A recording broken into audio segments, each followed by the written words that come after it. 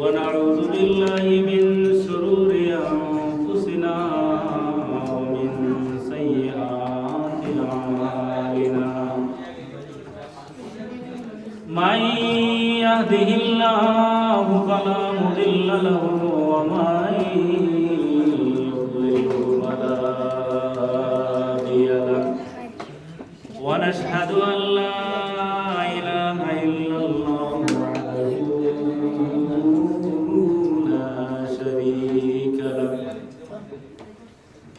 وأشهد أن سيدنا ونبينا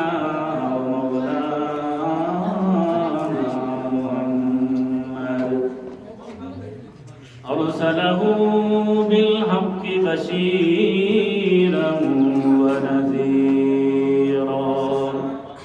وداعيا إلى الله بإذنه وسراجا منيرا قال الله تعالى إذا نودي للصلاة من يوم الجمعة فاسعوا إلى ذكر الله وذروا البيع وقال تعالى إن الله وملائكته يصلون على النبي يا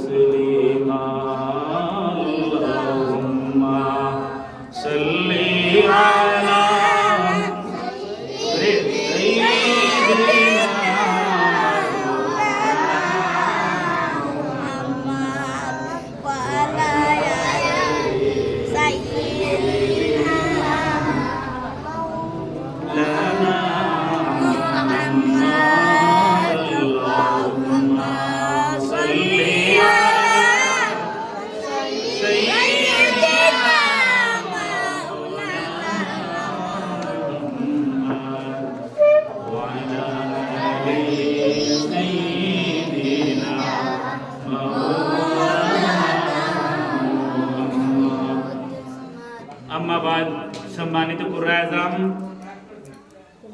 মুরব্বিয়ানে কেরাম যুবক ভাইরা পর্দার আড়ালে পর্দানিশী সম্মানিত মা বোনেরা সবাইকে বলছি আসসালামু আলাইকুম ওয়া রাহমাতুল্লাহি তাআলা ওয়া বারাকাতুহু। মালিক পরওয়ারদিগার আলামিনের দরবারে লাখ কোটি শুকরিয়া যে আজকে আলওয়াদা জুমায় আমাদেরকে সমগ্র দিন তার গোলামি করার সুযোগ করে দিয়েছেন রমজানুল মুবারকে এবং এই মুহূর্তে এক দিনই আলোচনার মাহফিলে আমাদেরকে বসার হাজির হওয়ার তৌফিক দান করেছেন। আমরা শুকরিয়া আদায় করছি, বলছি আলহামদুলিল্লাহ। একটু উচ্চ সুরে বলুন আলহামদুলিল্লাহ। আজকে খুবই গুরুত্বপূর্ণ তিনটি বিষয়ের উপরে আমি আলোচনা করব। কয়টা বিষয়? তিনটা। একটা হলো জুমা, দ্বিতীয় যেটা হবে আযানের ব্যাপারে আলোচনা হবে, আর আরেকটি হবে আইয়ামিল্লাহ। আইয়ামিল্লাহ বলতে আল্লাহর কিছু খাস খাস ইবাদতের দিন রয়েছে, যেমন ঈদের দিন রয়েছে, লাইলাতুল কদর রয়েছে। এই দুই চারটা ছোট ছোট ভূমিকা নিয়ে গুরুত্বপূর্ণ কোরআন এবং হাদিস থেকে আলোচনা করার চেষ্টা করব। আল্লাহ পাক তার গোলামকে বলার, আমাদের সবাইকে শুনে আমল করার তৌফিক যেন দান করেন, বলি আল্লাহুম্মা আমিন। আসি আজকের যে দিনটা হলো, এই দিনটা হলো ইয়াউমুল জুমা। ইয়াউমুল জুমা। প্রথমে আসি জুমার বিষয়। জুমা কি জিনিস? জুমা শব্দের অর্থ জমায়েত হওয়া। জুমা শব্দের অর্থ কি? জমায়েত হওয়া, সমাগম হওয়া। প্রথমে জুমা ছিল না মুসলমানদের কাছে। ইহুদ নাসারারা তারা সপ্তাহে একবার জমায়েত হতো, গির্জায় কেউ জমায়েত হতো, তাদের উপাসনালয় যেটা তাদের রবের যে জায়গায় উপাসনালয় করা হয় সেই জায়গায় একত্রিত হয়ে তারা আল্লাহর বা তাদের রবের গুণগান গাইত একত্রিত হয়ে। কেউ সোমবারে, কেউ রবিবারে। ইসলামের শুরুয়াতে জুমা ছিল না মুসলমানদের কাছে। সাহাবাই কেরামরা এসে বলল, ইয়া রাসূলুল্লাহ, আমাদের ইহুদি ভাইরা, ইহুদিরা, ইহুদ নাসারারা তারা আমাদের দুশমন। তারা প্রতি সপ্তাহে একবার একত্রিত হয়ে তারা দেখা করে আর তারা পরামর্শ করে হাউ টু রিমুভ দ্য ইসলাম, কেমনে ইসলামকে মিটিয়ে নেওয়া যায়। তারা একত্রিত হয়, তাদের বল শক্তি বেড়ে যায়। আমরা কি মুসলমান হিসেবে আমরা কি সপ্তাহে একদিন একত্রিত হয়ে আল্লাহর গোলামি করব না, পরামর্শ কি করব না? তো সাহাবায়ে কেরামদের মধ্যে আলোচনা শুরু হয়ে গেল। কি হলো? আলোচনা শুরু হয়ে গেল। আল্লাহ রাব্বুল আলামিনের হাবিবের কাছে কেউ যখন বলল বিভিন্ন রকমের সোমবারের কথা, কেউ বলল না। তাদের উপাসনার যে দিন আসবে এই দিনের কথা কোনো সাহাবী বললেন না। কিছু সংখ্যক সাহাবীরা শুক্রবার দিনটাকে পছন্দ করে নিলেন, যেহেতু এই দিনটাকে, এই পৃথিবীটাকে সৃষ্টি করা হয়েছে শুক্রবারে। কোন সাহাবায়ে কেরামরা বললেন, আদম আলাইহিস সালাতু ওয়াস সালাম, হাওয়া আলাইহিস সালাতু ওয়াস সালাম, আদম আলাইহিস সালামকেও সৃষ্টি করা হয়েছে শুক্রবারে, হাওয়া আলাইহিস সালামকেও সৃষ্টি করা হয়েছে শুক্রবারে। পৃথিবীর জমিনে যেই দিন আদম হাওয়াকে একত্রিত করা হয়েছে সেই দিনও ছিল শুক্রবার। বিদায় শুক্রবার আমরা ইবাদতের দিন মানিয়ে নেই। নবীজির পছন্দ হয়ে গেল, এই দিনটাকে ইবাদতের জন্য খাস করে দিলেন। এই দিন থেকে হয়ে গেল ইয়াউমুল জুমা, মুতাবাররক দিন হয়ে গেল। জুমার দিনটা পবিত্র হয়ে গেল, পবিত্র মুসলমানদের জন্য পবিত্র ইবাদতের দিন, খাস একটা দিন হয়ে গেল। উদ্দেশ্য, সারা মাস, সারা সপ্তাহ আমরা আমাদের রুটিন মোতাবেক ইবাদত করব। কেউ ঘরে গিয়া করব, বিভিন্ন জায়গায় গিয়া করব, কিন্তু সপ্তাহে একবার আমরা সব গ্রুপটা একত্রিত হয়ে আমরা একজনের আরেকজনের সাথে দেখা করব আর ইবাদত করব। এই হিসাবে এই দিনের নাম দেওয়া হলো জুমা, ইয়াউমুল জুমা, জমায়েত হওয়ার দিন। মুসলমানের ইবাদতের দিন হয়ে গেল জুমা। এবার শুনি জুমার মধ্যে ফজিলত কি রয়েছে, খাসিয়ত কি রয়েছে। শুনুন, জুমার দিনটা আল্লাহর কাছে কত প্রিয়। ইসলামে এই জুমার মধ্যে কি গুণ দিয়েছে এ বিষয়ে আলোচনা করি। বা জুমার দিন আমাদের করণীয় কি, জুমার দিন আমাদের করণীয় কি, এটা সর্বপ্রথম জুমার দিন এমন একটা দিন হলো ফজিলতের দিক দিয়ে নবী করিম সাল্লাল্লাহু আলাইহি ওয়াসাল্লাম বলেছেন, মান মাতা ফি ইয়াউমিল জুমআ আও লাইলাতিল জুমআ হারামাহুল্লাহুন নার। কোন মানুষ যদি জুমার দিন মারা যায়, কোন মানুষ যদি জুমার রাতে মারা যায়, তার জন্য আল্লাহ রাব্বুল আলামিন, যদি এই ব্যক্তিটা ঈমান ও ইহতিসাবান মুসলমান হিসেবে মারা যায়, আল্লাহ রাব্বুল আলামিন তার জন্য জাহান্নামের আগুন হারাম করে দেন। বলো সুবহানাল্লাহ। জুমার দিন এত ফজিলতের দিন, এত ফজিলতের দিন। আহা, জুমার দিন কত ফজিলত।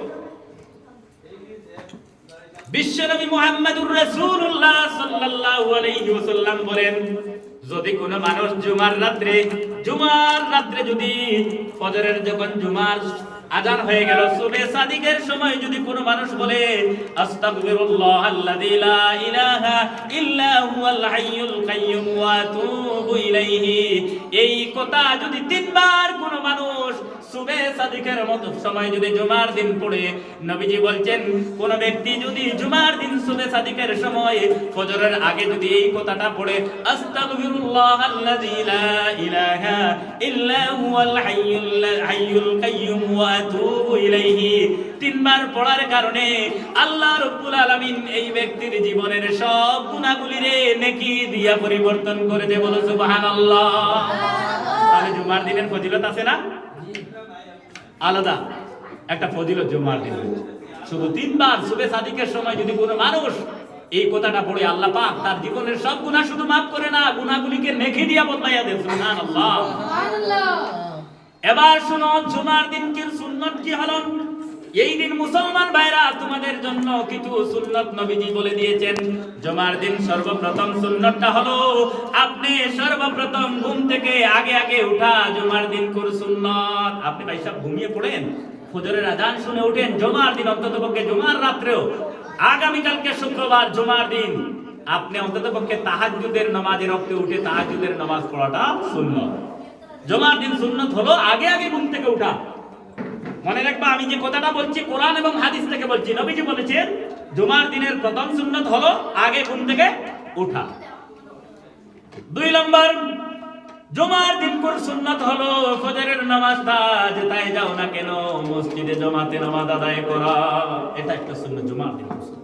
ভাই সব বিশেষ কারণে ফজরের নামাজ জামাত মিস হয়ে গেল, আপনি অন্ততপক্ষে ফজরের নামাজের জামাতটা জুমার দিন অন্ততপক্ষে আপনি জামাতে পড়ুন। আরে জামাতে নামাজের পড়ার কত গুরুত্ব রয়েছে আমরা বুঝি না। ফজরের নামাজ জামাত ছাড়া নবীজি কত তাকিদ দিয়েছেন। একদিন সাহাবায়ে কেরামদেরকে সামনে নিয়ে বলছেন, ও সাহাবীরা তোমরা ফজরের নামাজ জামাতে আদায় করবা। দেখুন ফজরের নামাজ জামাতে আদায়ের কত গুরুত্ব রয়েছে। আমরা তো জামাত কোন দিকে, আমরা কোন দিকে। একজন সাহাবী বললেন, ইয়া রাসূলুল্লাহ আমার ঘর তো অনেক দূরে, ওই পাহাড়ের কিনারে আমার ঘর, অথচ আমি অন্ধ, আমার দিকে ফলো করুন। নবীজিকে বলছে সাহাবী, ইয়া রাসূলুল্লাহ আমার ঘরটা ওই পাহাড়ের কিনারে, আর আমার চোখটা অন্ধ, রাত্রে বাঘ ভাল্লুকের ভয় আছে, আমি অন্ধকার হিসাবে কেমনে আসবো মসজিদে, আমার জন্য অন্ততপক্ষে একটু ছাড় দেন যাতে করে আমি ফজরের নামাজ ঘরে পড়ে নিই। নবীজি লোকটাকে বললেন, হে বাবাজি আপনি অন্ধ, আপনি ঘরে নামাজ পড়ে নিবা, যেহেতু রাত্রে ফজরের নামাজ অন্ধকার সময় আসতে হয়, তুমি ঘরে পড়ে নিবা। লোকটা হেসে হেসে যাওয়া শুরু করলো। আহা নবীজি আমাকে ছাড় দিয়েছেন, আমি ঘরে নামাজ পড়লে হয়ে যাবে। হাসে হেসতে হেসতে চলে যাচ্ছে। নবীজি বলে, রে মিয়া শুনে যাও, ভাই সব শুনে যাও। হেসতে হেসতে যাচ্ছে অন্ধ ব্যক্তিটা। নবীজি পুনরায় বললেন, আপনি কি যে জায়গায় তাকো আপনার ঘরে মসজিদে ফজরের আজান যায়? বলে, ইয়া রাসূলুল্লাহ আমি আজান শুনি। নবীজি বলে দিলেন, ভাই সাহেব যদি ফজরের আজান যদি তোমার কানে যায় তাহলে আজানের জবাব মসজিদে এসে জামাতে নামাজ পড়ে জবাব দিবা। সুবহানাল্লাহ। একজন অন্ধকে ছাড়া হয় নাই, অন্ধ তুমি আজান শুনো, মসজিদে এসে জামাতে নামাজ পড়ে আজানের জবাব দিবা। আমরা আরামসে সারা রাত্রে ঘুমাইলাম, সারা রাত্রে মজা করলাম, ফজরের তো আরো ঘুম বাড়িয়ে দিলাম। ফজরের তো শয়তান পাশে আসে, এসে বলে, ভাই সাহেব এত আরামের ঘুম, এই তো আজান হয়েছে, হুজুর আজান দিয়েছেন, তিনি জমাতে নামাজ পড়বেন, আপনার যাওয়ার প্রয়োজন কি? শুয়ে পড়, পরে পড়বে। এখন যুক্তি দিয়ে তোমাকে ঘুমিয়ে লাগায়। শয়তানের কাজ হলো মানুষকে আল্লাহর রাস্তা থেকে সরানো। হাদিস শরীফে এসেছে, আশ-শাইতানু জাসিমুন আলা কলবি ইবনে আদম ফাইজা যাকারাল্লাহু খান্নাসা ওয়া ইযা খাফালা ওয়াসওয়াসা। শয়তান মানুষের দিলের মধ্যে রান পেতে বসে। কিভাবে বসে? আসন পেতে বসে দিলের মধ্যে, আর দিয়ে মানুষকে ওয়াসওয়াসা দেয়, ভাই সাহেব নামাজ পড়ার প্রয়োজন নাই, রোজা রাখার প্রয়োজন নাই, ভালো ভালো কথা প্রয়োজন নাই, বড় মানুষকে দেখলে সালাম দেওয়ার প্রয়োজন নাই, ছোট মানুষকে মহব্বত করার প্রয়োজন নাই, যাকে পাও গালি দিতে থাকো, যাকে পাও লাথি মারতে থাকো, যাকে পাও অন্যায় কাজে পরামর্শ দে। ও শয়তান এইভাবে কথা বলতে থাকে। প্রত্যেক মানুষের দিলের মধ্যে শয়তান বসে। কিন্তু মানুষ যখন ভাইদা যাকারাল্লাহ, মানুষ যখন আল্লাহর জিকির করে, খান্নাসা শয়তান পলায়ন করে। মানুষ যখন আল্লাহর নাম বলে, আউযুবিল্লাহ বলে, শয়তান পলায়ন করে। ওয়াইজা খাফালা ওয়াসওয়াসা, আর মানুষ যখন আল্লাহর গোলামি থেকে সরে যায়, শয়তান পুনরায় এসে আসন পেতে বসে। যাই হোক, ফজরের নামাজ আমরা কি করব? জামাতে আদায় করব। 3 নম্বর সুন্নাত হচ্ছে জুমার দিন সুন্নাত হলো গোসল করা। ভাই সাহেব জুমার দিন গোসল করা হলো সুন্নাত।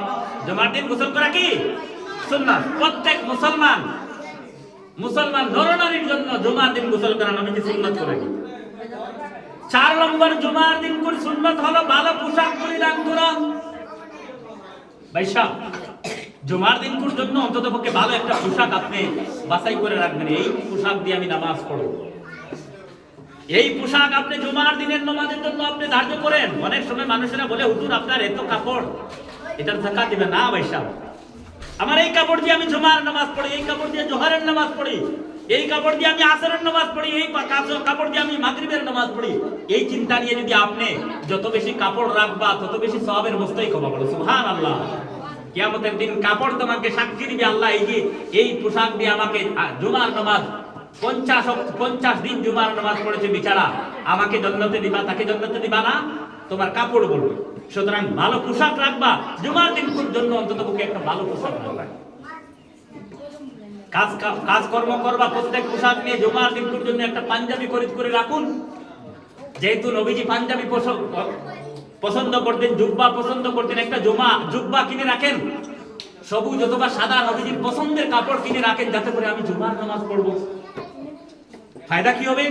এই পোশাক সুন্নতি পোশাকের কারণে আপনি কিয়ামতের দিন জান্নাতে যাবা। ভাই সাহেব, সুন্নত কত গুরুত্বপূর্ণ জিনিস জানেন না? আল্লাহ যখন খুঁজবে, বান্দা তোমার কাছে কোনো আমল আছে কি তোমাকে জান্নাতে দেব? কিচ্ছু পাবে না। যখন পাবে এই বিছানাটা প্রতি জুমার দিন সুন্দর একটা পাঞ্জাবি পরে নামাজ পড়তে যাইতো। নবীজির সুন্নত ছিল ভালো পোশাক পরা জুমার দিন।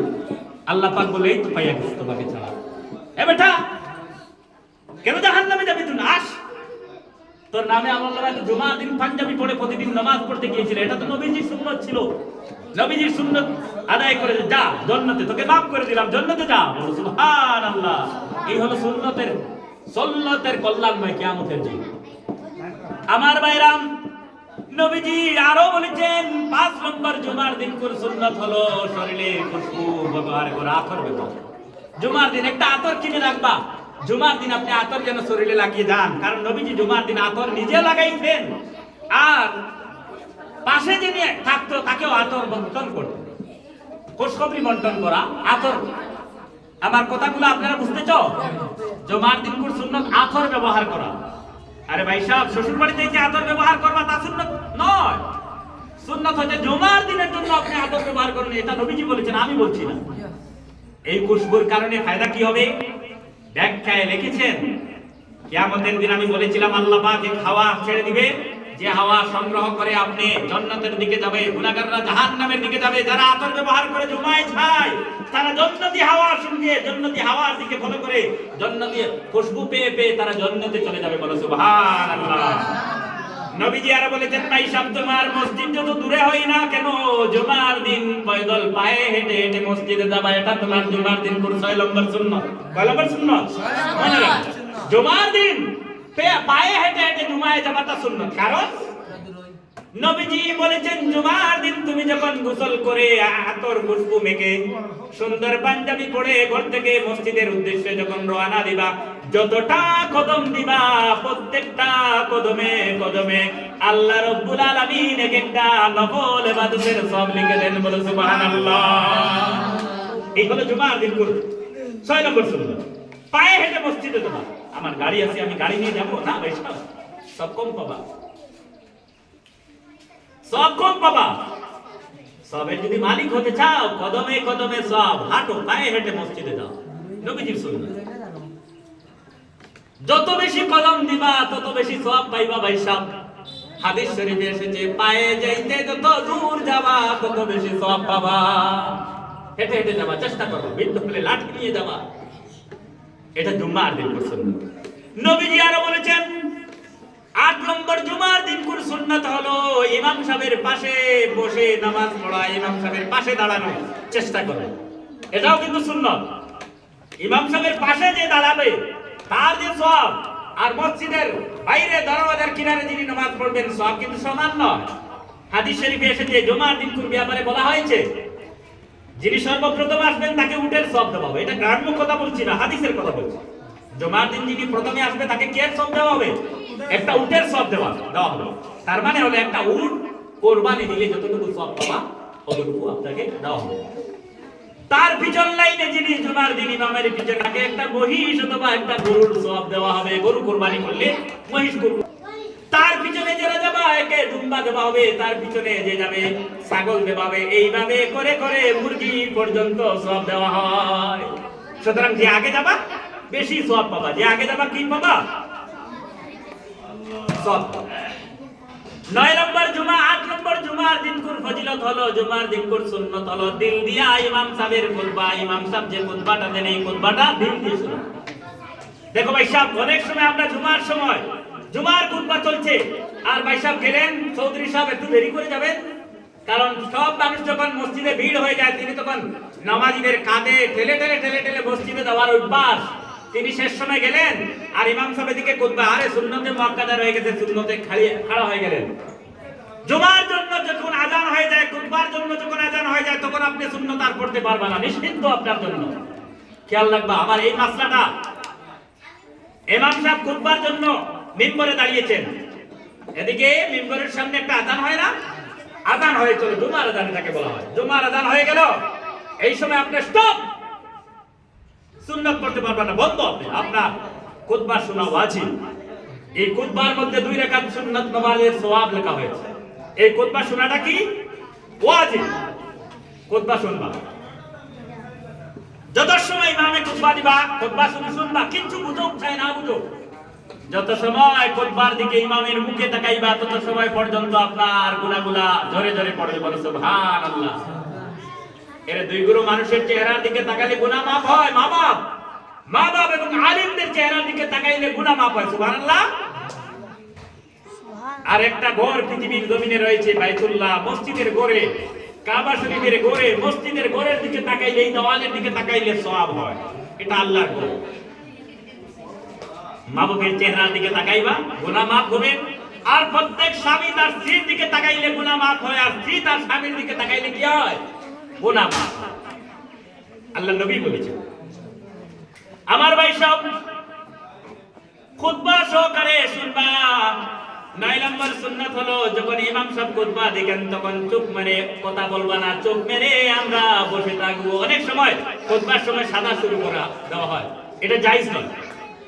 খুতবার যে সময় দেওয়া হয় এই সময় কোনো সাদা করা যাবে না, কোনো কালেকশন বাটি ছেড়ে দেই আমরা, না না ভাই সব বাটি ছাড়তে পারবেন। বাটি যদি ছাড়তে হয় খুতবা শুরু হওয়ার আগে আপনি বাটি ছাড়বা, নতুবা যে সময় ইমাম সাহেব আসসালামু আলাইকুম দিয়ে দেবা, এই আসসালামু আলাইকুম দেওয়ার পরে 2 মিনিট ইমাম সাহেবকে থামিয়ে আপনি জুমার দিনকুর বাটি চালান দিবা। এই বাটি ছেড়ে সংগ্রহ করবা সাদার জন্য আপনি সংগ্রহ করতে পারেন, নতুবা জায়েজ নয়। নতুবা কি নয়? জায়েজ নয়, এটা নিষিদ্ধ। কারণ হলো খুতবার সময় চুপ থাকবা আপনি। যে সময় খুতবা দেওয়া হয় এই সময় কি হয়, কি হতে হয়? চুপ থাকতে হয়। নবীজি আরো বলেছেন জুমার দিন ভাইসব যদি আপনি কোরআন তিলাওয়াত করতে জানেন তাহলে অন্ততপক্ষে জুমার নামাজের আগে অথবা পরে সূরা কাহাফটা একবার তিলাওয়াত করবা। সূরা কাহাফ জুমার দিন সূরা কাহাফ পড়া সুন্নাত। সূরা কাহাফ বলে একটা সূরা আছে কোরআনুল কারীমে, এই সূরাটা পড়া কি সুন্নাত জুমার দিন। বিশ্ব নবী আরো বলছেন ভাইসব জুমার দিন কোন সুন্নাত হলো কাসরাতুদ দুরুদ, বেশি বেশি দরুদ পড়া জুমার দিন কোন সুন্নাত। আপনি নামাজে যাইবার আগে দরুদ শরীফ পড়ুন, নামাজ থেকে আসার সময় দরুদ শরীফ পড়ুন, বারবার নবীজির উপর দরুদ শরীফ পড়েন। আল্লাহুম্মা সাল্লি আলা সাইয়্যিদিনা ওয়া আলা আলি সাইয়্যিদিনা মাওলানা। মনে বড় আশা ছিল যাব সোনার মদিনায়, মনে বড় আশা ছিল যাব সোনার মদিনায়। আরে দয়াল আল্লাহ দয়া করে নেও না একবার মদিনায়। আল্লাহুম্মা সাল্লি আলা সাইয়্যিদিনা ওয়া আলা আলি সাইয়্যিদিনা মাওলানা। জুমার দিন কোরআন একটা সুন্নাত হচ্ছে যখন ইমাম সাহেব খুতবা দিবা ওই খুতবার মাঝে মাঝে আপনি আওয়াজ না করে মনে মনে দোয়া করা।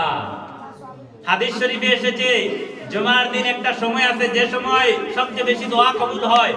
ইমাম সাহেব 2 খুতবার মাঝখানে যখন বসে, এই বসার সময় আপনি যা যা চাইবা সব কবুল হয়, বলো সুবহানাল্লাহ। আরে ভাই সাহেব অনেক সময় আপনি পীর সাহেবের কাছে গিয়ে আপনার বাচ্চা হয় না খুঁজতেছো, আপনার বাচ্চা দুষ্টামি বন্ধ করে না খুঁজতেছো, কোনো কাজে আসবে না, আসতেও পারে না আসতে পারে। নবীজি বলেছেন ইমাম সাহেব 2 খুতবার মধ্যস্থলে বসেছেন, এই বসায় মনে মনে যা খুঁজবা সব কবুল করে বলো সুবহানাল্লাহ। সুবহানাল্লাহ। সময় যায়, এই সময় দোয়া করবা, চুপি চুপি মন দিয়ে দোয়া করো। হাদিস শরীফে এসেছে, নবীজি আরো বলেছেন, জুমার দিন জুমার নামাজের আগে অথবা জুমার নামাজের পরে নখটা কাটবা না, নখ কাটবা। আগেও কাটা সুন্নাত, বাদেও কাটা সুন্নাত। আগেও কাটা সুন্নাত, বাদেও কাটা সুন্নাত। বাদে কাটা কেমনে সুন্নাত প্রথম শুনছো না?